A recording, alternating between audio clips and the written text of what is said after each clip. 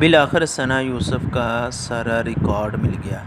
ناظرین کرام، سب سے پہلے ثنا یوسف کی ساری ایمیج دیکھیں جس وجہ سے یہ ٹک ٹاکر میں زیادہ مشہور ہوئی۔ ناظرین کرام، آج ہم ایک ایسی ویڈیو دکھانے جا رہے ہیں جو 3 دن پہلے ثنا یوسف کا اسلام آباد میں قتل ہوا تھا۔ فیصل آباد کا لڑکا جو اسے بہت زیادہ پسند کرتا تھا، اس کا فالوور تھا ٹک ٹاکر کا، تو اس دن ثنا یان کی سالگرہ تھی۔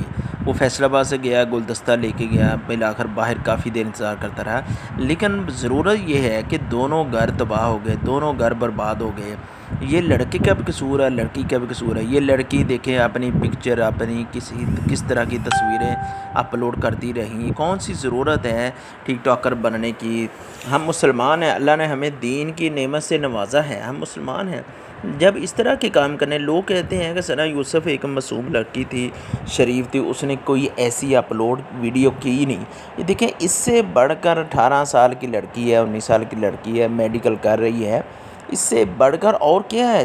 طرح کے لباس پہنے ہوئے ہیں، جس وجہ سے لڑکوں نے تو ان کو پیچھے پڑنا ہی پڑنا ہے۔ ہمیں اپنی بیٹیوں کی حفاظت کرنی چاہیے، ان کو سیدھے راستے پر چلانا چاہیے۔ ہم اپنی بیٹیوں کو پہلے موبائل دے دیتے ہیں، میری بات غور سے سنیے، پہلے اپنے بیٹیوں کو موبائل دے دیتے ہیں۔